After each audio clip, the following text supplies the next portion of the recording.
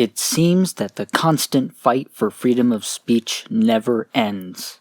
A while back, an incident occurred at a Hearthstone tournament in which Blitzchung, the winner of the event, said "Liberate Hong Kong, revolution of our age."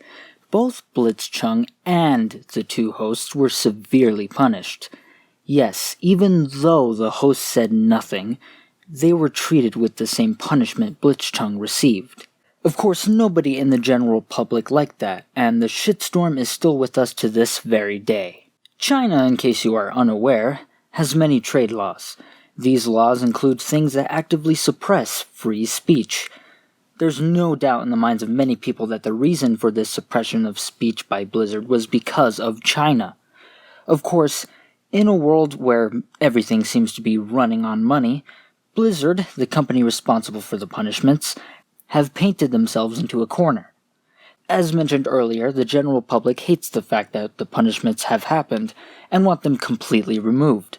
Should Blizzard side with the general public and lose all revenue from China, or side with China and lose their image that they built over many years with America? Blizzard has apologized, yet they have not repealed the punishments. It was almost as if it was the apology for China and not for Blitzchung or the casters affected. In order to really get into this discussion, let's take a look at an interview after the Blizzard apology. You said Blizzard is, quote, committed to everyone's right to express themselves in all kinds of ways and all kinds of places, end quote. And you made a commitment to do better going forward, and that your actions are going to matter more than words do. Are you going to be repealing the punishment against Blitzchung and the two Taiwanese casters involved in this incident? We are not. Wow, I don't think I need to elaborate any further. Right now, Blizzard is trying to choose both sides, and it's not working.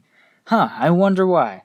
Now, to bring a new perspective in this, I decided to do some digging, and what I found shocked me. China's revenue is more than the US's revenue when it comes to video games. I'm sure you already know what that means. If Blizzard were to denounce China, who knows how much revenue they could potentially lose? This is not an easy decision. As much as I would love it if Blizzard denounces China, that possibility seems way more out of reach than I originally assumed. Honestly, at this point, Blizzard, I would just say, hey, we're gonna lose a lot of money if we side with you, Blitzchung, sorry. This really goes to show how China doesn't just have a hand in the industry, they have a stranglehold on the industry. This isn't the first time speech was suppressed due to China. Steam completely wiped the game Devotion off of its Steam store after an in-game asset made fun of the Chinese dictator Xi Jinping. And no, I will not call him a president, he is a dictator. It seems that China is abusing their power over the industry. Go fucking figure. They also abuse their power over their own people. The Chinese police have started using water cannons against protesters who support the Free Hong Kong movement. Doesn't that sound familiar? In an ideal world, China wouldn't be run by a dictator, and we wouldn't be making comparisons like this. However, we don't live in an ideal world. Unless these protesters can change their laws, there is nothing anybody can do about China's stranglehold. I have no doubt in my mind that China also has a stranglehold over other industries and also abuses their power there. One of the most concerning things about this in my mind is people should not have their income taken away for supporting a cause, especially if that cause is just supporting basic human rights. These two hosts mentioned earlier have especially gotten the worst of it. They said nothing about Blitzchung's statement, yet are still punished. Guilt by association is bullshit, but it's what happens when you give most of the power to a country that doesn't give two shits about its people. It's bullshit, there's no doubt about that, but unless something drastic happens, there's not much we can do to change any of it. All of you protesters in China, you have my approval. If someone in the industry is brave enough to get rid of their revenue from China to support the protests, go for it. You'll gain a lot of support and certainly will have my support as well.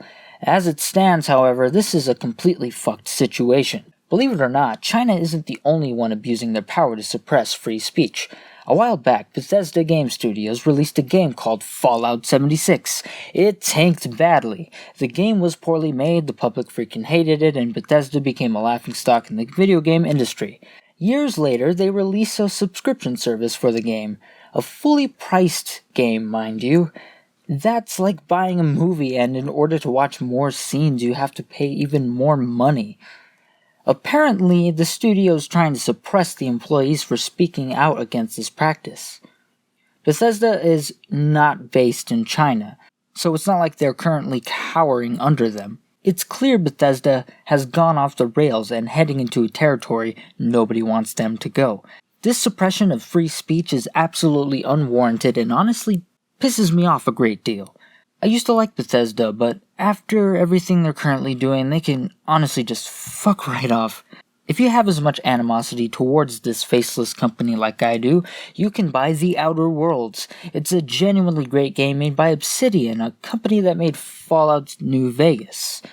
The game was so good, Bethesda became salty because, well, every time they made a Fallout, it wasn't as good as New Vegas.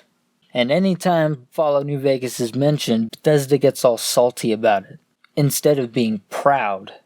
Another instance of free speech being suppressed comes from when America is at a time of war.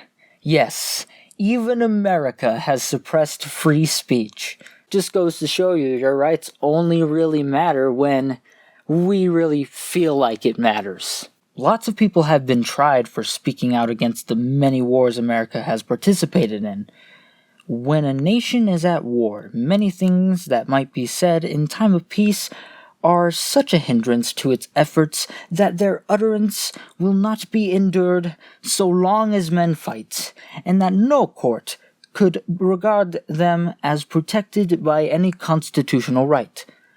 What that means to me is, fuck you, don't question our ways. I'll have a link in the description for those who want to learn more about the suppression of free speech.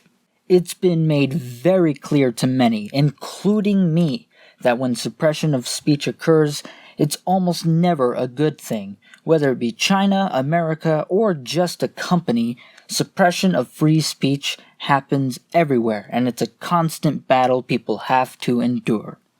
Hope you guys enjoyed the video. Please like if you did. If you want to see more content like this, subscribe. If you want to support the channel even more, link in the description to my Patreon. Patrons get a video a day early. And yeah, that's pretty much it. Bye-bye!